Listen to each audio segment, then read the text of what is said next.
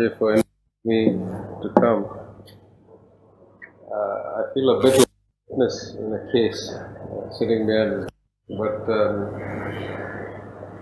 this is the first time I'm talking publicly about what I think was obviously a very big personal event for me and a big event for my life. As it was in the lives of 16,000 odd employees at Lehman first and foremost, and then obviously in the world of finance and in the global economy. When this topic was the final selected topic, I had a bit of thinking to do, because in my mind there are so many ways to tell the story, and it's been told already hundreds if not thousands of times by people from the inside, by people from the outside, by some of my colleagues at the firm. And I tried to see, in a mixed audience where some people may have read something about it, some may have read a lot, some may have done nothing, what could I really tell? And the more I thought about it, I decided actually there's probably at least 3 stories I could tell in a reasonable amount of time, and hopefully that sets up for a very lively debate and questions and discussion. And if I was to try and frame these 3 stories, I'd say first, there's the story that's born of anger. It's a story, it's a conspiracy theory of why through the course of the crisis, institutions before Lehman was saved, every institution of that scale after Lehman was saved, and why Lehman alone was allowed to fail. And subsequently, within 24 hours, the world of banking changed, and a whole lot of new regulations and bailouts and saving variables came into the market. And obviously, at a personal level, I'd like to believe the conspiracy theory is the predominant one, born at least out of anger. At another level, and probably at a more rational level, it is very much a story of regulators and policymakers who completely had no clue. They didn't understand the consequences of their actions. They didn't understand the scale and scope of the market. They didn't understand how global and how interconnected the world of banking and finance had become. And therefore, they were completely unprepared. They thought they were playing handball, and they discovered they were playing field hockey. This was completely out of the range. And that, in some ways, that story is still playing out. And I think, as I was saying earlier, we are only beginning to see the structural reforms that are required for banking or for the global finance industry, for that matter, to actually get back to a reasonable kind of risk return paradigm. At a third level, and one that I think over time has come to resonate most deeply with me, it's a story of human psychology. It's a story of how people evolve through failure, through success, and how in many ways success is actually debilitating, and it breeds a sense of exaggerated self-confidence that enables all manner of flaws and faults to manifest themselves. And I think the reason I believe that is, even if the conspiracy theory is true or not, and especially because the regulatory theory is, regulatory angle is accurate, it's clear to me that some calamity would have happened. Some institution would have had to fail. Some major structural weakness would have been exposed. But I think Lehman Brothers, at some level, needs to take responsibility for being the one that failed. This wasn't something that was done to us. The world was collapsing. We put ourselves in a place where we ended up being the first and effectively only victim of that scale. So I think, let me start with the conspiracy theory first, for those of you who haven't heard it. The facts are as follows. In February, actually the problem started probably around May, June of 2007, when banks like Societe Generale, BNP, Bank of China, German mid-sized industrial bank called IKB, when these banks started reporting problems either on their balance sheet or in their third-party managed funds related to exposures to the US housing market. And at that point, I think it became clear that there was going to be kind of the time to pay the bill of the excesses of the last 5 to 7 years. Everybody knew the market was in excess. Everybody knew there was a bubble. Everybody knew it was going to crash. Question was, when was it going to come? Until then, as Chuck Prince, the then chairman and CEO of Citibank, famously testified, we're playing musical chairs. Till the music keeps playing, we keep moving and hope we're not the guy left without the chair when the music stops. So at that point, it became clear there was going to be a crisis, and the first major US structural weakness was exposed when Bear Stearns almost went bankrupt in February, March of 2007, or 2008, about 6 months after the first signs started showing up. And at that point, every regulator got involved: the Federal Reserve of New York, the SEC, the US government, the New York state regulators, and they effectively engineered a sale of Bear Stearns to JP Morgan in the kind of shotgun wedding that historically had happened in Japan after the 90s crisis and the real estate bubble that crashed. And one had, many case studies that argued those kinds of things would not happen in the US. It was a free market economy, banks would be allowed to collapse, and these things would never happen.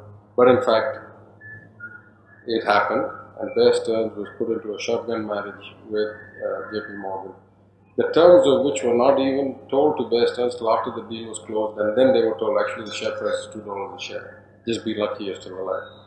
So that much was done to protect the economy, to protect the markets from collapsing. Fast forward another 6 or 7 months, Lehman's under tremendous pressure, looking to find a buyer, looking to find an investor.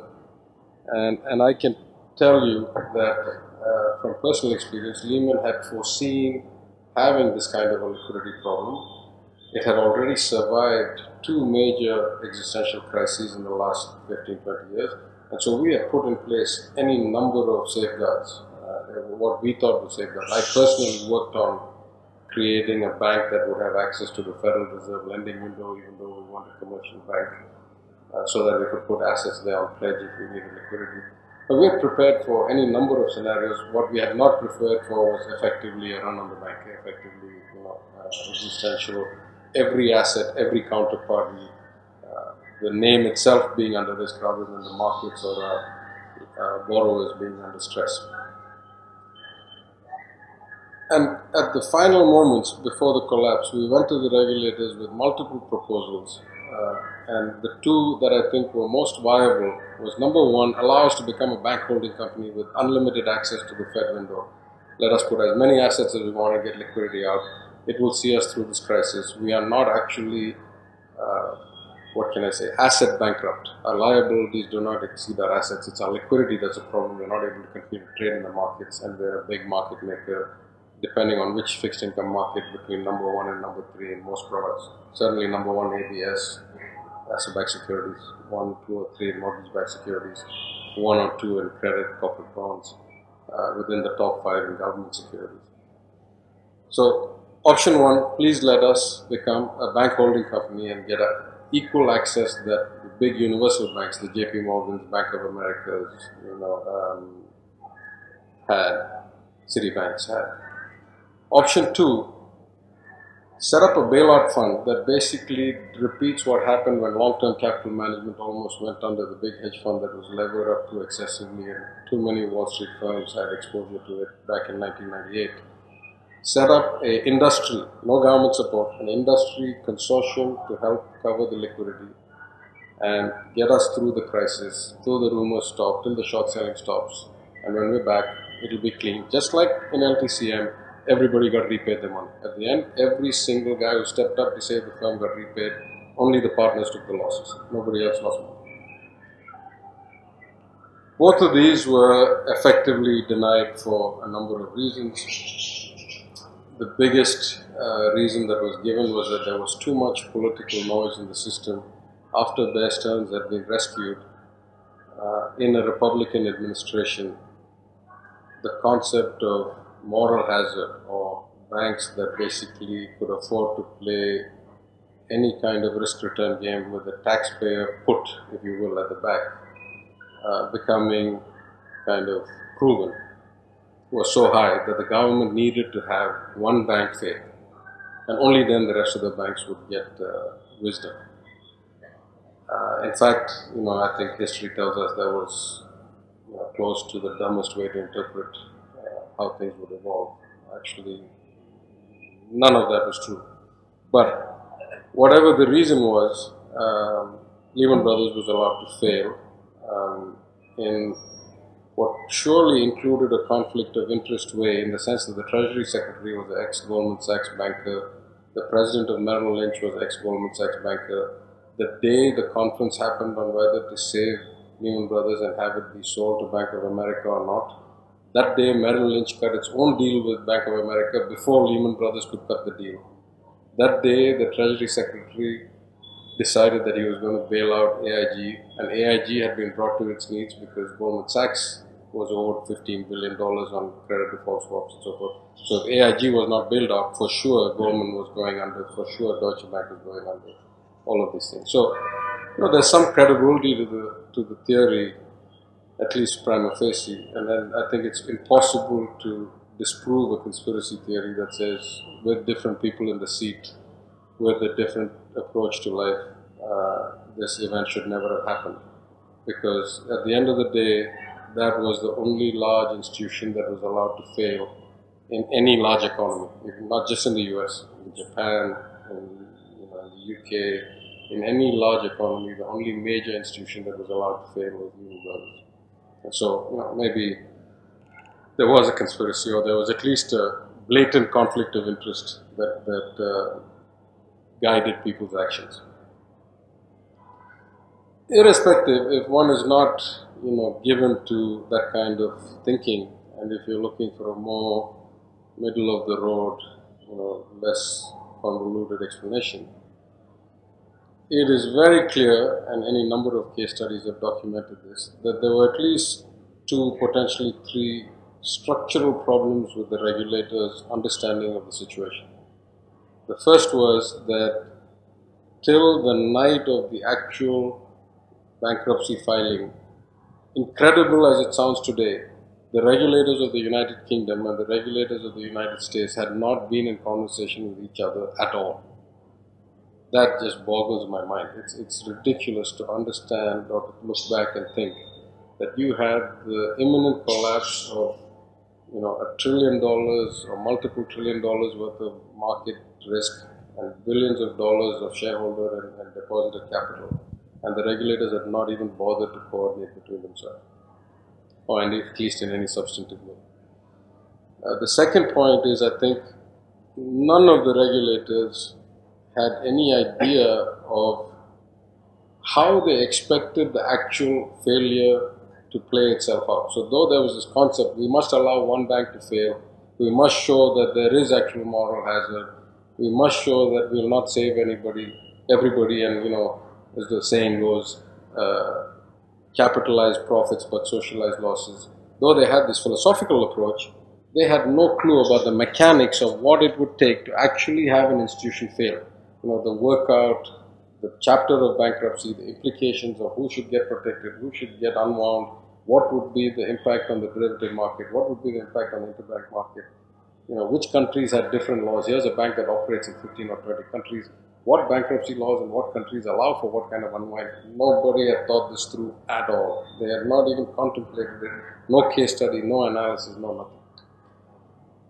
And the third was, I think, that the size and interconnectedness of the global market was completely unknown to the regulators.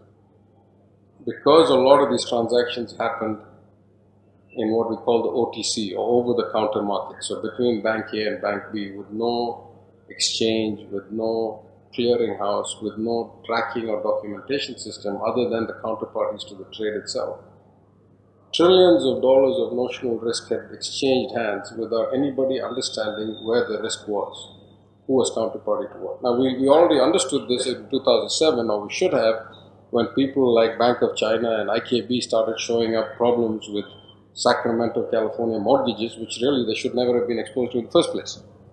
So, though we knew that the risk had propagated in the system in ways that nobody could actually quantify, no effort had actually gone into trying to even understand the consequences of actions when this happened.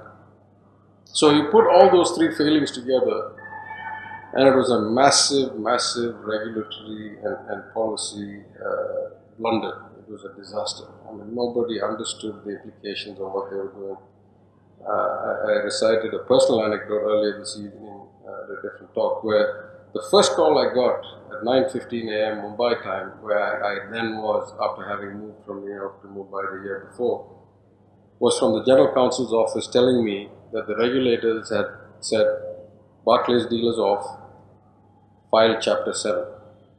Now, Chapter 7, for those of you who don't know, in the US Bankruptcy Code, is liquidation.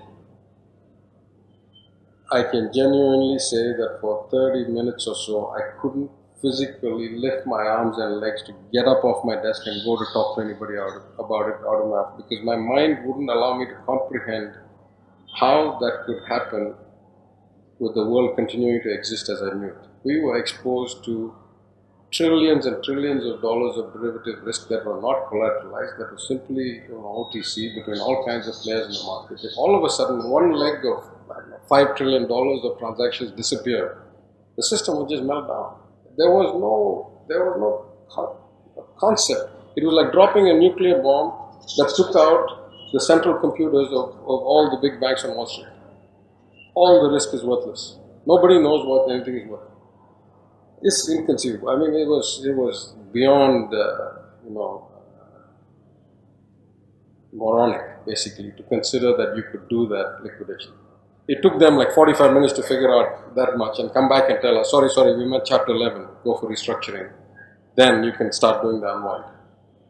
And to put how bad that original decision was in Unwind, so it went into Chapter 11 on Monday morning, September 15, 2008.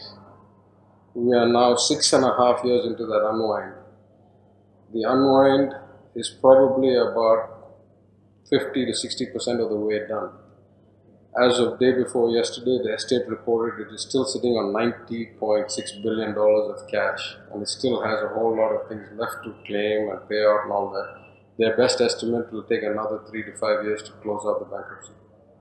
Can you imagine something that is taking 11 years to unwind? The regulators had this conception for whatever brief period of time that it could actually be done instantaneously. That was just, it was ignorance at the highest level. It was completely devoid of any faculty of thinking or understanding what was going on. Of course, people make mistakes, markets evolve beyond what individuals can understand, beyond what regulators can understand. There's a natural bias in the system. And when you get paid 10x to be a banker that you get paid to be a regulator, or 5x to be a banker that you get to be a rating agent, obviously the system kind of self-selects who's going to play at what level of the game. In fact, going back to the early days of securitization in the 1980s, an ex-Treasury Secretary has lamented that the financial services industry had started becoming so big a part of the economy and was getting so much of the riches being conveyed to individuals that the country was losing competitiveness. Bright minds that ought to be doing innovation in medicine and engineering and other fields were ending up becoming investment bankers because it just paid much more than anything else paid. So, some of these were going to happen anyway. So over time, I've come to realize that at the end of it, the failure of the regulators, the conspiracy theory can never be disproven. Maybe people acted in good faith, maybe they didn't. Obviously, the outcome was completely biased in Goldman's favor, and Deutsches and everybody else. In fact, there's a very interesting lawsuit going on that I would urge you to go and look up. The bailout of AIG, as it turns out, was done by most people's perception illegally, because to truly allow the government to take control of AIG required the board of AIG to act and actually accept the bailout. And the government was very clear that if they went to the board of AIG, they were not going to get that approval. Because, I mean, at some level, what did AIG have to lose? The guys who were going to be short the money were Goldman and Deutsche, not AIG. So AIG would have happily gone into bankruptcy and come out. So the government actually consciously circumvented the normal corporate law, corporate governance guidelines that would have required an AIG board vote, and short-circuited the process and didn't allow the shareholders to have a say till the AIG bailout was done. So happened that the single biggest shareholder was a guy who was already kicked out of AIG, who had actually built AIG, Hank Greenberg, and he has now come back and sued the government, and that case is throwing up a lot of interesting information about conscious efforts by the government to knowingly circumvent the process that should have happened so that they could get the closeout done immediately. If there's a conspiracy, there's a conspiracy. Sooner or later, these things will become public, life will go on. But for me, as a Lehman employee, and really, I had intended to only have one job in my career. Till I was 35 years old, I'd either been in academia or self-employed. And for the first time in my life, I joined Lehman Brothers at 35 to take a paycheck. And I had fully expected that in 10 years I would retire and go back to my legacy, farming, public life, whatever. I'm an only child. My family's been in the southern part of Tamil Nadu for a long time. I had a lot of obligations. So I went into Lehman expecting it to be the only job I'd ever do in my career, and at the end, it blew up in a way that was very painful, more philosophically and personally than economically. But when I look back, I think we actually set ourselves up to fail, and I think the history of the firm had played into the psychology and kind of self-confidence of the people at the very top in such a way that sooner or later they were going to do something egregiously stupid because they had started believing their own hype. When you start believing you're invincible, exact same problem that happened to long-term capital management was going to happen to Lehman Brothers, if not now, at some point down the road. And we could see again, just like the subprime crisis we could see coming, at Lehman we could see this problem coming actually probably, if we thought about it at least in hindsight, which is 2020, from the current era onwards. Really the current era of Lehman starts around 1984, documented in vivid detail in a book called Greed and Glory on Wall Street, The Fall of the House of Lehman, by a New York Times reporter called Ken Oleta, of how it had actually been a disparate firm with kind of white shoe intellectuals, like P. Peterson, the Chicago, Secretary to the Government of the United States, on the one hand, and then, the Dick Folds, Lou Glucksteins, streetwise, rough and tumble traders, and how, at some level the traders had won the firm, but in the concept of winning the firm had basically driven it to insolvency and had to be bailed out by American Express, which did a shotgun marriage. 10 years it took for Dick Fold to take the company private again. Independent of American Express, and spin it off. But when he spun it off in 1994, the share price of Lehman Brothers, adjusted for splits of the stock later, was $4 a share. And all the employees together owned less than 10%, something around 8% of Lehman Brothers. In 2007, at the peak of the valuation of the stock in February, the stock traded around $85, $86. And the employees owned about 33–35% of the firm. So employees alone had, Dick and team had created, obviously with a lot of people's help, $15 billion of net personal worth, at least on paper, in that 10-year period, or 13-year period. Just to put that in context, very few tech startups in the world have ever achieved that. Google IPO'd around $60 a share. trades around 560. So in 13, 14 years is up 10 times. Apple, same way. It's very rare to find a company in any industry, let alone financial services, that IPOs at $4 a share. 13 years later is worth 20 times or 22 times. And I could narrate a number of incidents, but I don't want to bore you and take the time. But every step along the way, whenever a time of crisis came, and the senior management were able to avoid that crisis, especially existential crises like the 1998 kind of LTCM, Russia, Asia collapse, where there were rumors that Lehman was basically overexposed and was going to go illiquid overnight, and they almost died and had to be brought back, and the stock price crashed by 70% and then bounced back again and all that.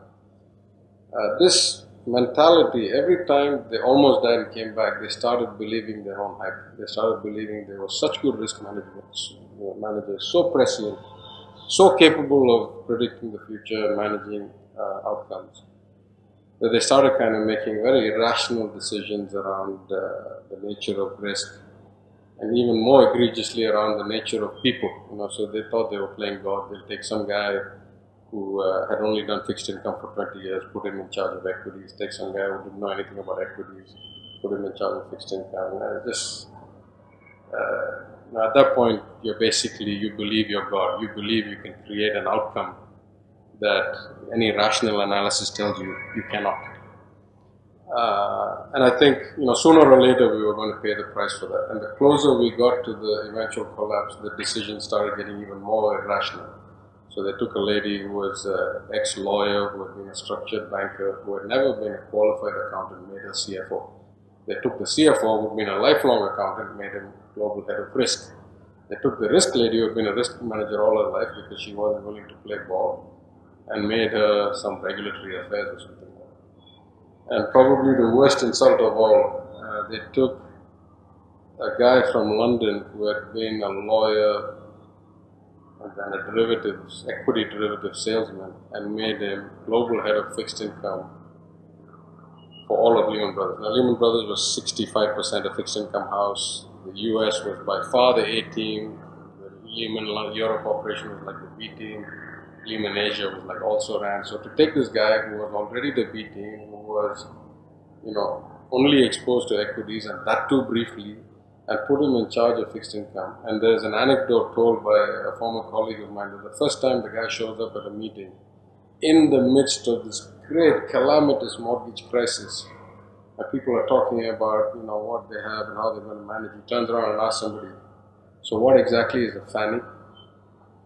Now, for those of you who don't know, Fannie Mae and Freddie Mac were the two big federal kind of mortgage issuers and securitizers, and a lot of the risk resided with them. So the first day you walked into any trading floor of any third-tier investment bank anywhere in the world, you'd know what a Fannie was. Here was this guy who was the global head of fixed income, was asking the question in the depth of the crisis, what exactly is a Fannie? That's how egregiously bad the people position was. So I think at some point we were going to go anyway, right? Once you reach that level of kind of exaggerated self-confidence, if not this crisis, some other crisis. And, if it wasn't the conspiracy theory, it was something else. So in the end, I think we have to take personal responsibility. Many people walked, actually. In the 2 years before the crash, something like 7 of the top 10 managers of fixed income chose to walk away because they could see the firm doing things that just didn't make any sense. And that lack of talent came back to haunt us, because when the big crash came, we didn't have people who had been there and done that. All this collective 200 years of experience just walked out the door a year before that.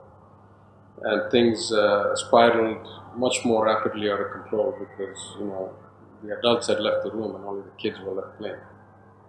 So I think, the collapse was interpretable many different ways. Now, what are some of the aftermaths of this, or the collapse itself? I think, obviously, every other big institution was saved. In some sense, it was the death knell of pure play investment banking.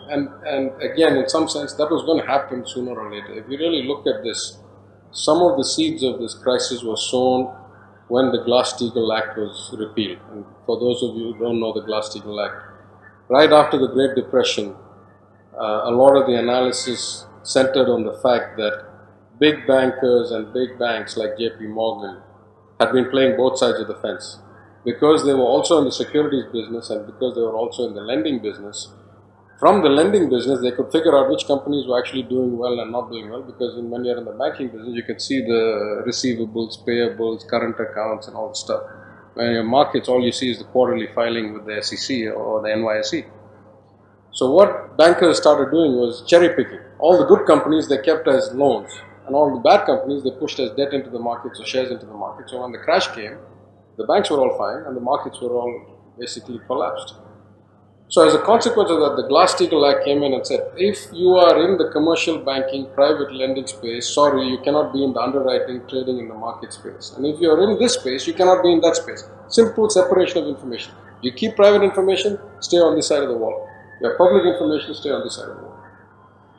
It lasted perfectly well till the 1990s. But it had one side effect, which is that if you were in the state, sober, highly regulated, highly liquid, deposit-taking, commercial banking space, on average your return on equity was something less than 10%.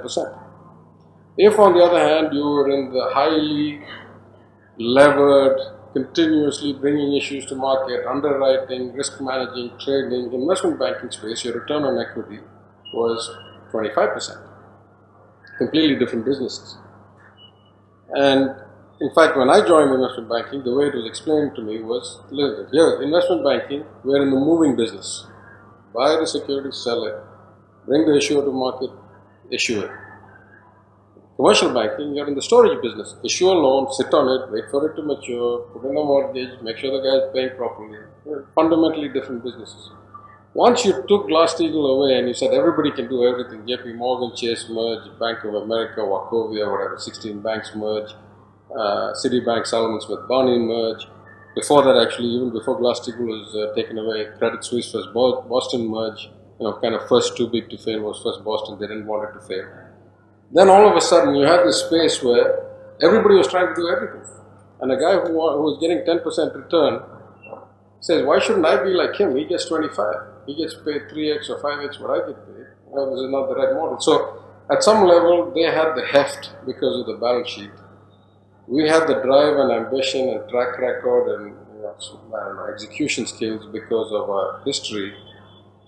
This was a race to the bottom. They were trying to lever the balance sheet to kind of compete with us. We were trying to do every kind of innovation, securitization, derivatization, swap, trade, third order derivative, synthetic CDO cube, so that we could compete with them without the balance sheet.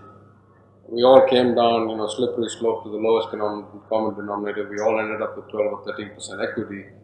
And sooner or later, the world blew up and you couldn't be a pure play bank anymore. You had to be a bank holding company with access to the Federal Reserve. You couldn't survive. So I think, also there's maybe a fourth story, which is that if you let 80 years of kind of precedent of how to run safe banking suddenly drop by the wayside, you shouldn't be so surprised if you find that there are consequences you hadn't anticipated. And I think those are the kinds of questions that are being asked now. In my own view, the systemic impact of the failure and the crisis are only now starting to manifest themselves, whether it's Dodd-Frank reform, whether it's forcing OTC trades onto clearinghouses and exchanges, whether it's the Volcker rule that prevents banks from doing risk-taking with deposit entities, whether it's compensation models that have changed significantly for bankers. We are just starting to see the change. I think it will take another 2 decades if we're lucky. And if you look at the history of banking, if somebody's interested, we can talk about how regulatory and kind of innovation phases happened over the last century. That's par for the course. That's how long it takes for a cycle to play itself out. So I think as we think about the systemic things, we're just at the beginning. Have we really eliminated too big to fail? Absolutely not. It's worse than it was before. If there were 3 to 10 institutions that were too big to fail before, there are maybe 2 to 5, but they're bigger than they used to be. So, too big to fail was, is, and will be a problem. and it's not clear to me what the regulatory solution to too big to fail is. I think this concept of, my senior from MIT, Raghuram Rajan, and his co-author Luigi Zingales, who wrote this book about many years ago, about 10 years ago, called Saving Capitalism from the Capitalists. The big problem with capitalism is that once you have a few winners, they kind of get into the fort and then they pull up the drawbridge. They let the moat keep them protected. And in a democracy, you can kind of lever up your lobbying skills and keep the moat secure. So, it's no different in any other industry. It's not that different in banking. So, I think unless over 15, 20 years and over continuous evolution and fundamental changes in the compensation models and the size of institutions and the transparency of markets, evolve, we're not that much better off today than we were before. At a personal level, obviously a lot of people became winners, a lot of people became losers, but you'd be surprised at how many people actually ended up with substantially better careers. When crisis happens, it's hard to tell what is bad for you and what is good for you. Sometimes you think you've won, and it turns out you've lost, but you don't know that for the next 20 years. Sometimes you think you've lost, and actually it was the best thing that happened to you, and maybe you don't know that for 5 or 10 or 20 years. And maybe I'll just close with 2 examples. The guys who got driven out of Lehman Brothers in 1984 when Dick and Lou Glucksman and all won, basically went on to create what is now Blackstone. Pete Peterson, Stephen Schwarzman, Tom Hill. Maybe at the peak of Lehman's valuations, they were somewhat equal in monetary value, both as personal wealth as well as impact on the economy. But yesterday, for example, Blackstone just put out its regulatory filings on last year's performance. And Steve Schwarzman made something like $525 million in compensation last year, which takes his net worth to something like $11.8 billion. So here's a guy who was kicked out of the firm he wanted to stay in, thrown to the street. And here we are 23 years later, the guy's worth $12 billion and runs this behemoth, which is the largest private equity investor in the world. And all his fellow kicked out of Lehman guys are equally well off. Second guy at the time was a guy called Larry Fink of Blackrock, who got kicked out of First Boston when the First Boston crisis came because he lost them $100 million and set up a small fund with the backing of Schwarzman and Pete Peterson of Blackstone, which we now know today as Blackrock. Blackrock, as of last week, manages $4.6 trillion worth of assets. That is, by a factor of 3 or something, the largest asset manager in the world today, and is 10 times the scale of what Blackrock was in 2005. I was in New York last June, as I usually go every summer with my family, and I stepped in to see my old boss at Lehman, who's now the Chief Investment Officer at Blackrock.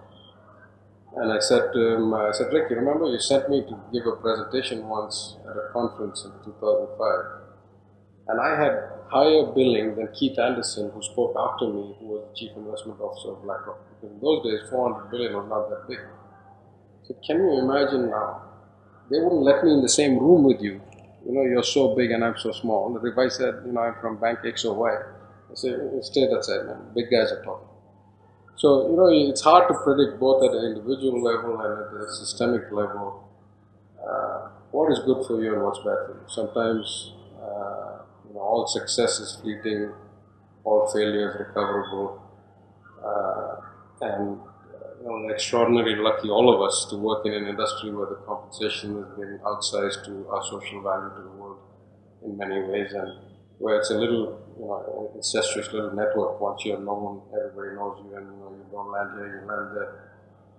In fact, one of the case studies I'd really like to see, probably in 2 years from now or 3 years from now, when the 10-year anniversary comes, is what happened to the world of finance because Lehman basically exploded. It exploded in a way that it threw out so much talent into so many other firms. how do they shape those firms and how do they end up making connections and therefore hastening or developing trends that would never have happened if we'd all just stayed together in the same shop and kept on going our whole lives. You know, when you look at case studies, sometimes the what are they doing 1 year later, what are they doing 5 years later is not as interesting. What happened? How many new networks were built? How many institutions were reshaped? How many people ended up, fundamentally transforming their little part of the industry or economy or world? Would be a very interesting case study, I think, in a few years. So I've spoken for about 35-40 minutes. I think I should probably stop here and take questions. That was a nice welcome. Very nice indeed.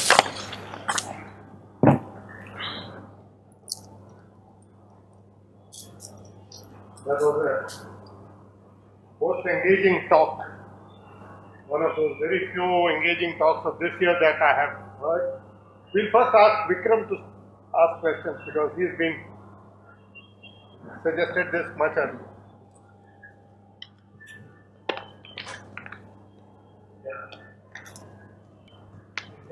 Yep.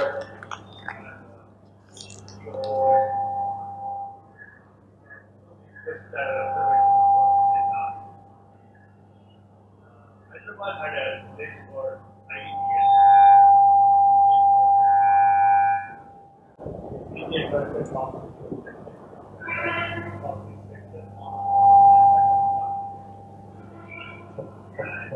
that company is good.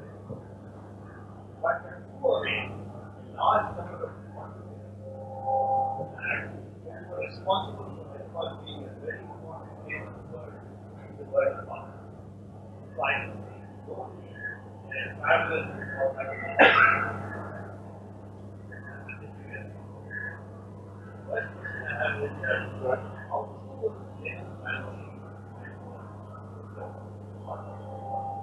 How true was it? Lehmans balance sheet.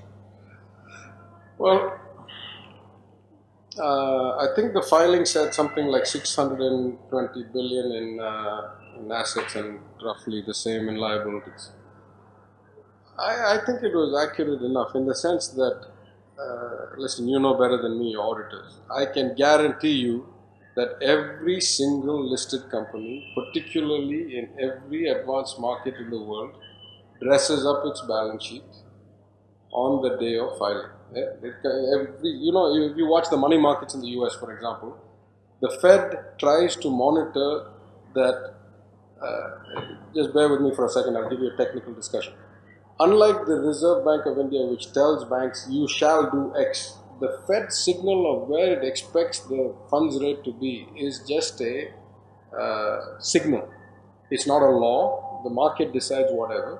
And the way the Fed enforces that signal is it continuously monitors the market, and if it sees the rate go higher or lower than it expects, it takes monetary actions itself to ensure that the rate drops back. So if it says the target rate is 1% and it suddenly finds the target rate or the overnight rate spikes to 1.5%, it says, there's some problem, I'll just pump some liquidity into the market, and it's purely on supply and demand, it'll bring it back. What they do by pronouncing 1% is anchor the expectations of all buyers and sellers that that's where it should be. Then if it varies, they know it's market. At some point, the Fed gives up. Every quarter-end date, and particularly year-end date, they know that everybody's trying to get cash back onto his balance sheet to show that he's cash rich. So they don't care if the variation is 75 basis points, 100 basis points, they let it go. Because they know it's just impossible. That day, everybody wants liquidity. Why should I step in for 100? If it persists 4 days beyond the reporting date, then it's a different story. So, to the extent that everybody manages their balance sheet on reporting date anyway, I'm sure that Lehman was no better or no worse. In fact, I'm sure you've read the Repo 105 transactions that hit some equity securities and stuff like that. I personally either built or oversaw probably $5 or $10 billion worth of structured finance vehicles that all they did was keep borrowing money and rolling it into the money markets in case we got hit on some contingent liability, that we would then pull this money out and lend it there instead of rolling it back into securities, overnight securities. So, everybody does some of this. The fact that the filing happened on a non-quarter end date, when they didn't have control of being able to manufacture this, I think it was as close to reality as you can imagine. You know, there wasn't a lot of hidden. Now, were the assets marked correctly to market? That's a different question altogether. So, were you hiding anything? Probably not. A lot of these kind of leverage finance deals that we had done, let's say at Archstone, one of these big LBOs or some of these high yield deals, should they have been marked at 75 and you had them marked at 82? Obviously, that was what effectively was the source of original debate about whether the balance sheet was accurate or not. But to my knowledge, there was no, hidden like trove of documents or assets there. Another question I have is that, there is a fund responsibility. There is a feeling that Freddie May or Fannie Mae was allowed to continue for the basis of their export Chinese bonds. And there's a political decision, and they want, and also maybe AIG also exported Chinese bonds. Whereas Lehman Brothers exported to China was not as much, and that's why you're allowed to. Yeah, I'm not sure I know the answer, but let me rephrase the question itself. The question is, did the Chinese government have exposure to Lehman Brothers? The answer is no. Did the Chinese government have exposure to AIG? The answer is probably yes. Did the Chinese government have exposure to Fannie Mae and Freddie Mac risk? Absolutely, by the bucketful. They had bought billions of the stuff. China's foreign exchange reserves went up from something under $100 billion in the early 90s to something like $1 trillion and change in 2007. What were they going to do with all these dollars? They had to park it somewhere. They were the biggest buyers of treasuries. They were the biggest buyers of agencies. Agencies meaning Fannie Mae, Freddie Mac. They bought everything under the sun. So you say, if Fannie and Freddie had defaulted, would China have paid a price? Absolutely. But I don't think that was the main reason that they didn't allow it to default. It was the mom and pop guys and the government's reputation itself that was risk. Because if Fannie and Freddie defaulted, the next question is, will the U.S. government security default? Because it effectively traded on top of it. It traded as if it was implicitly government guaranteed security. So I think yes, China had exposure. Was that the reason they stopped it from failing? Probably not. They had 100 domestic political reasons to not let it fail.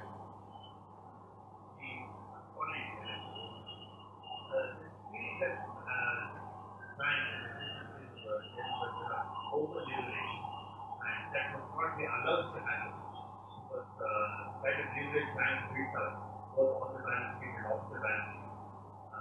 Something which is not justified in this world, and there must be enough capital. Because banks cannot bring enough capital, they are allowed to leverage. And if they are allowed to have an adequate capital to more banks, more competition, and maybe more discipline in the banking.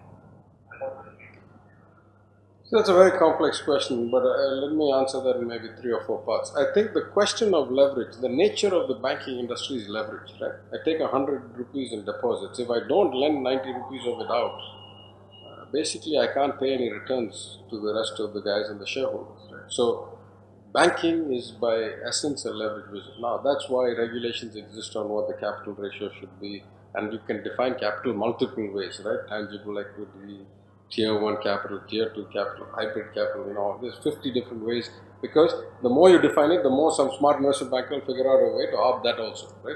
This is 100% of securitization is a capital arbitrage. It's basically allowing the banks to recycle their balance sheets instead of the storage business where I put it into the warehouse. I say I'm in the inventory business. I fill it, I securitize it, I throw it out, then I fill it again. Every time I securitize and throw it out, I make some margin. So leverage is a complex issue. I think the government has much greater concern, rightfully so, on leverage of deposit-taking banks. Because if you fail, it's the average citizen whose deposit is at risk. Pure play banks like Lehman Brothers and Goldman at the time were not taking deposits. They didn't have any capital. Of course, at some level, if you're so big, you're too big to fail, you collapse the system. That's a different kind of leverage. But capital leverage in terms of you don't have enough capital to back your positions is much less a concern with trading houses than it is with at least normal sized trading houses, than it is with deposit taking banks that take public money. Now, from a leverage perspective, yes, Lehman was quite highly levered, but so was Goldman, so was Morgan Stanley. Lehman was not, by any stretch of the imagination, excessively levered compared to the other guys. So, we had a lot of issues, but I don't think we were uniquely damaged by leverage. All banking is leverage. Any bank on any day is susceptible to a run on the bank. The most solid, well-capitalized bank in the world probably carries 13% capital and probably 15% liquidity.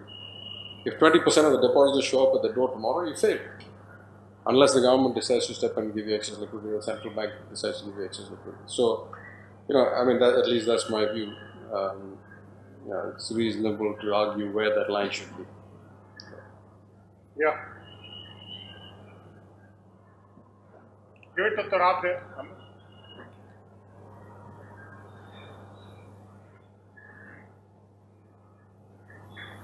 This is a slightly hypothetical question. Suppose Lehman Brothers was not allowed to fail. How different would the world be then? I'll answer this question. You won't be answering this question. Yeah, it's hard for me to imagine, because I think that the deeper question that I would ask was, how was it not allowed to fail? If it was not allowed to fail in the same way that Bear Stearns was not allowed to fail, which means all you do is a shotgun marriage or a recapitalization or something, then sooner or later some other institution would have faced it. I mean, as we saw, Merrill Lynch wasn't that far behind, right? Merrill Lynch, if it had not merged with the B of A the next day, Merrill was out, right? It was shorted all the way to high heaven also. So I think, if you ask me, if they had come up with the structural solutions that they came up with after Lehman's failure, before Lehman's failure, yes, the world would be a lot different place, because I think there may have been a much less painful way to deflate the bubble and exit the system's kind of inherent structural weaknesses. But if all they did was, say, okay, you are protected, but the system still stays the same, Merrill would have gone. If not Merrill, Goldman would have gone. If not Goldman, Morgan Stanley would have gone. One would have gone, right? Sooner or later, because it was collapsing. What is the message to bank in India? Out of this experience you made, what do you advise the banking system in India? Because the way I understand, whether asset liability management was not a matter of concern, if some liquidity system, that's what is mentioned, am I right? Yeah, I'm saying in this particular case, that wasn't the problem. I think that asset liability management actually is getting more and more complex every day because of the nature of markets and risk and securities and so forth. And I think the ability to do asset liability management well actually can be a hugely competitive advantage in comparing bank A to bank B. So I'm not downplaying that. I'm saying, in our particular case, that wasn't the big problem. Banks to India, I'm hard pressed to think of what the message to banks in India is, because, but I'm saying, if there is a message from the crisis to Indian banks, it's hard for me to think what that is, because I'm paraphrasing a little bit, so maybe I have the exact story wrong, but 2009 or so, while I was on my enforced sabbatical after Lehman, I was asked to give a talk at a CII event. And just before I went, I was watching the TV, and Regulators Rajan was speaking at some RBI event, and they asked him the same thing. He said, shouldn't we be so proud? The Indian banking industry avoided all of these problems. Look how great the regulation has been. And at the time, he was not in as sensitive a post as he is now. So he could actually speak his mind. Not that he doesn't now. And if I remember correctly, his statement was, he said, listen, it's hard for me to congratulate a man who comes and says, look how smart I am.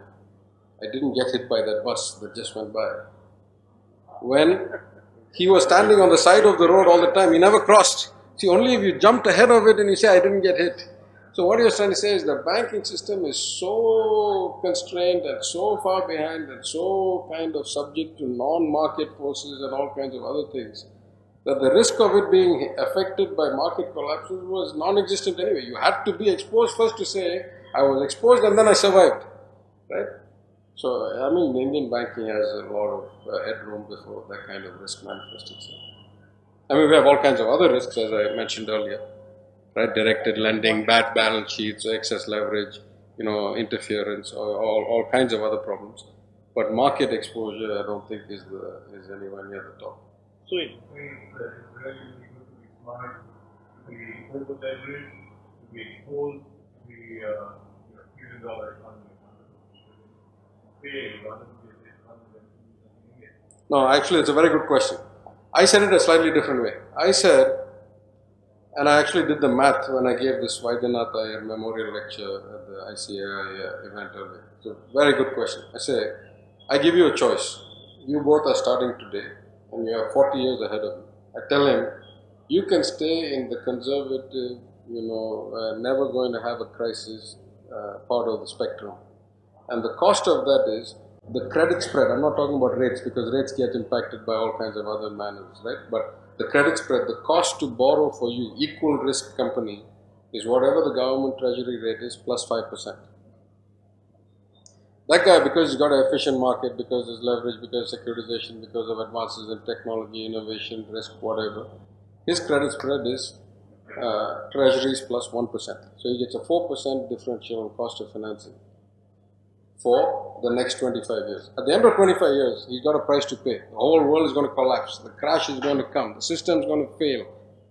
But just to be clear, the entire worst economic crisis in the history of the United States after 1929 reduced the GDP from peak to bottom by 4.5%. 4.5%. Not 40, not 20, 4.5. Every other recession in the last 100 years, almost 90 years, was -1 or -1.5 or less than -2. This was calamitous, -4.5. I mean, the math of compounding is very clear. He's going to be 10 times richer because he had the luxury of cheap money. How many more thousands of jobs were created? How many more companies were built? How many more buildings came up? How much more infrastructure was developed? At the end of it, he's going to have to pay the price. It's going to be messy. People are going to get laid off. The system is going to break down. But he's going to be significantly better off than he is, right? Because he's still stuck. People haven't been educated. People haven't got jobs. So, there's a trade-off. But the math says that, if the worst case scenario is that, it was absolutely worth the price. Yeah. I think a lot of what has happened with the complexity of improvement and the optimization of risk. In terms of bankers and just getting to optimize risk, complicated instruments and making completely risk becomes immeasurable even today. Have any measures been taken when making simpler and or has that been completely ignored? And in which case, has been ignored, then what's the difference between 2008 and now? Nothing's changed really, and it's going to happen all over again because it's going to happen much larger scale. For instance, has it in any way enhanced or improved the confidence of the banking system?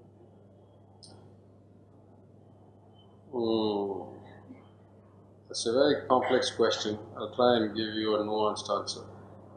Obviously, I have a biased view, but I'm not sure the biggest problem was conscience. I think the biggest problem was you put a bunch of smart guys in a room, give them a bunch of powerful computers, tell them that if they can run rings around all the other guys who measure risk, they get paid, in millions of dollars. They're going to do it. It's just human nature. I'm not saying they were vicious. I'm not saying they were predatory. Incentives just align that way. Is it better than it is today? The market is self-correcting in some level, right? At the peak of issuance in 2007, even after there were signs of crisis, probably $800 billion of synthetic credit risk got issued, and probably an equal number of cash-based ABS, MBS securities got issued, and CDOs, meaning loan CDOs or CLOs. If you look in the 5 years since the crisis, not 1 year have we exceeded 1/10 of that. Right? So certain securities just went away. People understood that the risk was just not quantifiable or manageable, or it's a very detailed, very complex question. But let me give you two ways of looking at it. The method or the generally accepted technology or mathematical model for evaluating CDO tranche risk changed dramatically 3 times between 2001 and 2008. We all on the street used one model. Buyers, sellers, rating agencies, everybody used a particular model to say what should this be worth, what should this be worth. Events happened in 2003, 2004 that fundamentally told us that model was off. It's amazing. It's like, it's like bees come and collect here, then they disappear and they collect there. Within 6 months, we were all using a completely different model with nobody once saying, hey, what happened to all the risk we priced on that model? It's still out there, it's still got 5 years left. Right? If it came for secondary trading, there was a problem because now we had to decide whether to evaluate the old model, new model, halfway, this way, liquidity, so forth. Again, events happened in 2005, like the downgrade of Ford and GM, that fundamentally changed the nature of the model and gave us more information, and we all switched to yet a third model. Again, within 6 months, 100% of all buyers and sellers and rating agencies and Wall Street dealers had switched to the new model, and that's what they'd call on the phone, run it by on this model, it's this price. Again, nobody said, how come all those last 10 years worth or 8 years worth? So, models evolved all the time. As long as there was all this arbitrage to be had, and the real arbitrage was securitization, was capital arbitrage on the bank balance sheet, not on the dealers, not on the investment banks, but the commercial banks' balance sheets all over the world who could recycle their inventory. So, have things improved? I think both by market forces and by regulatory. So the concept of forcing OTC risk onto at least clearing houses, requiring collateralization, requiring some kind of a clearing mechanism and an exchange mechanism, bringing transparency to the market, knowing who has what risk. Baby steps, but we're headed in the right direction. The concept of not getting into products you don't really understand, moving in the right direction. If IKB is a small, by global standards, industrial bank in the heart of Germany.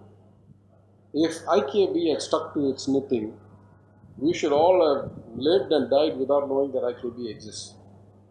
But IKB at one point was the highest fee payer to the City of London. They were buying that much securitized and structured product and paying that much money.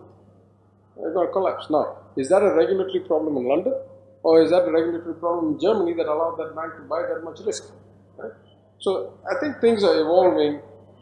I'd like to think it wasn't conscious malfeasance, but just, smart guys. Many of them were young. Most of the people in the credit derivative business were in their 20s, maybe early 30s. It was a very new business. So, oh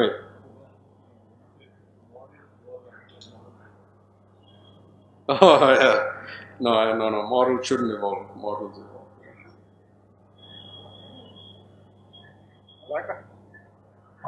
How much more secure the United States financial market today, given that the statistic controlled by the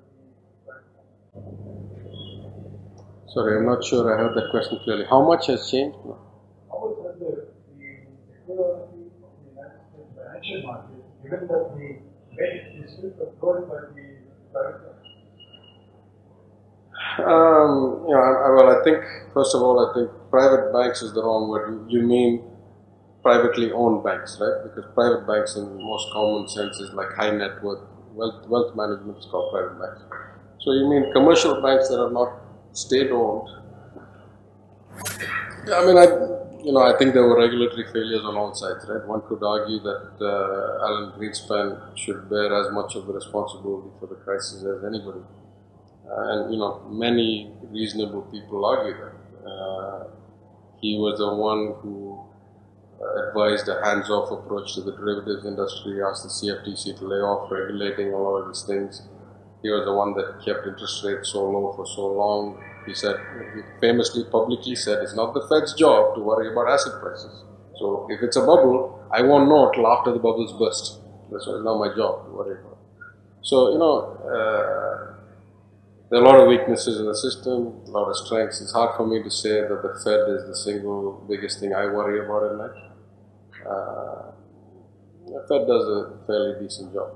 Fed is right, Fed is wrong, but I don't think the Fed is systemically interested in helping 6 guys compared to the economy of the country.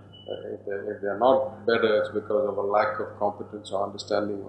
It's just lack of capability, in my view, rather than a conscious kind of malintent. Yeah.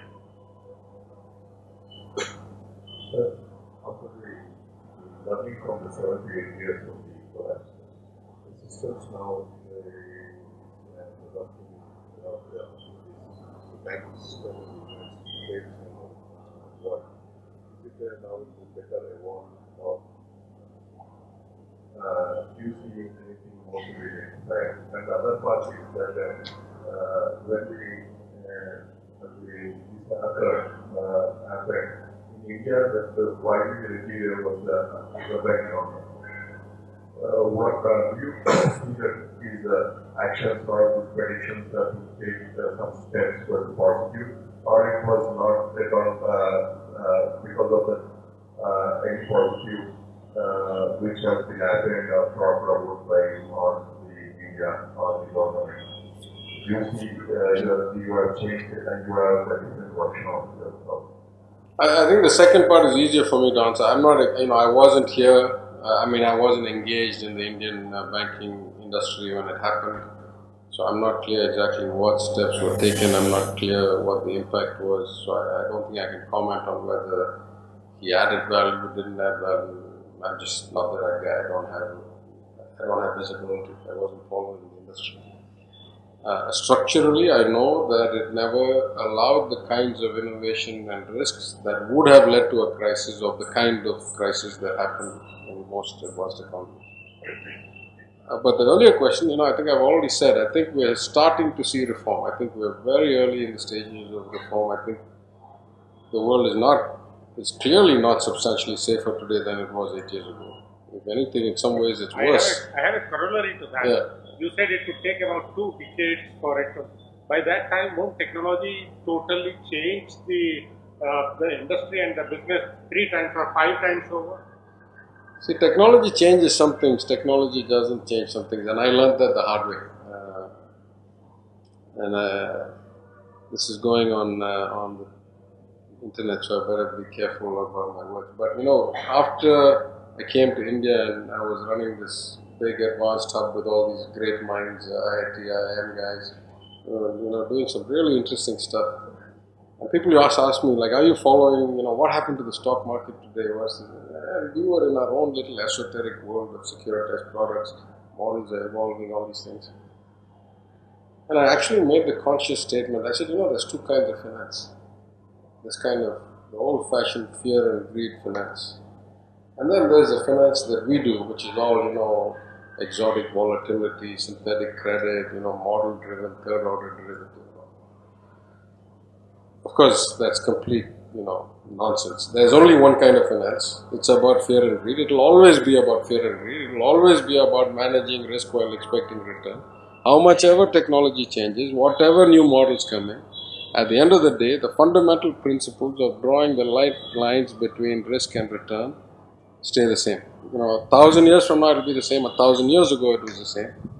And at some level, regulation still needs to only focus on those basic principles. Obviously, how you implement those and whether there's short circuits around them and all that, it's like the radar detector game, right? The police get better detectors, you get better scanners. They get scanners, you get detectors. They get better scanners, you get better detectors. It's forever escalating. But the principles, I think, don't change that much. Subsequently, this some part of it has been taken care of by increasing the capital requirements and other things.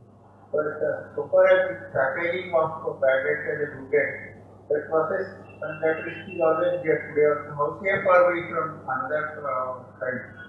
Specification is packaging bad debt as a good debt and selling it. How safe are we about that? Yeah, again, packaging of good debt and bad debt is not so much the issue, but packaging of debt without transparency. So a model that says, trust me, I have 100 different loans in here, it has enough diversity, it has enough sector diversity, regional diversity. Therefore, buying this tranche of this is, you're basically buying a portfolio of diversified risk. That obviously, if you haven't learned your lesson by now, you shouldn't. Don't buy things you don't understand and you don't have enough transparency on, right? Just because the guy tells you doesn't mean anything. You better be very clear what is in there. Yeah. Bala. So the biggest bubble in America really yet to happen, and that is the high current account business. I think it's almost $1 billion they are importing more than and few years back we had the lockdown of the US economy. What will happen if say the top 5 or 6 years of percentage of news China and Europe and all pulled out this problem? What would be? I'm a simple banker. I'm not an economist. That's above my pay grade, as they say. And I'm actually an Indian citizen, so I see myself more as Indian than American. Whatever America's solution to it is America's solution to it. I haven't the foggiest idea.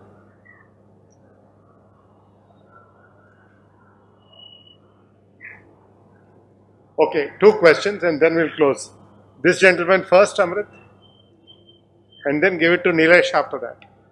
What you said, it's somehow that people at time of newspaper, but collectively you receive to handle investors. Okay, how does this organization behavior condition responding to the world with the good people, the people with all the skills, and like you are talking about case studies. But if that individual is so good, then what makes the collectively happen?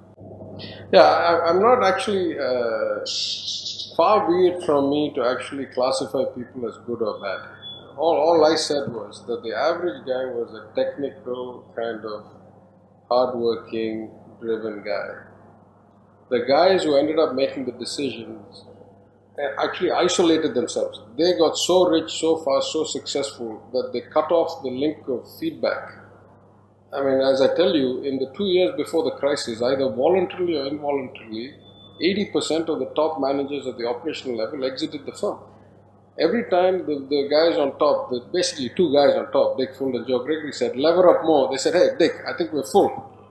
They usually said, shut up and lever up anyway. Now, the luxury these guys had, because they were all worth tens, if not hundreds of millions of dollars, at some point they said, sorry, get somebody else to do that, I'm gone. Right? So, I never, who knows who's good and who's bad. I'm not in any way passing moral judgments about values here. All I'm saying is, the bulk of people were not behind this aggressive, excessive risk-taking and actually warned against it. But the people at the top had become so successful and so isolated that they either ignored the warnings, or let me give you the classic example. In most big corporate organizations, as you know, if you leave for whatever reason, they'll give you a nice, glowing eulogy when they send you off. Oh, he's added great value to the bank, we wish him well. You might have fought like cats and dogs and done whatever behind the scenes. But when you go, they'll put out a nice little press release, he's seminal in the development of this business, he did, we wish him well for the future, etc. And Lehman was no different. For the bulk of people, that's what it did. The last senior guy to go in 2007 was the global head of fixed income, before the man who said, what's a fanny, anecdotally. That guy, the CEO put out a statement that said, this guy is leaving the bank because he disagrees with the chairman and the president on strategy, and therefore he is exiting. They almost rubbed his face in it that he was being kicked out. As it turned out, he was right. He was saying, I will not lever up anymore. If you want to take the risks and get somebody else to do it, I'm out. Right? So that's all I'm saying. I'm saying the vast majority of people were not that head in the sand, thought they were invincible, thought they could take any risk. A couple of people were, and we paid the price for it as a firm because they were in the wrong place. Good, bad and all, I'm not making any judgments about anybody. Nilesh, loudly. What I had a feeling was that something of this sort cannot happen in India because of the parallel economy.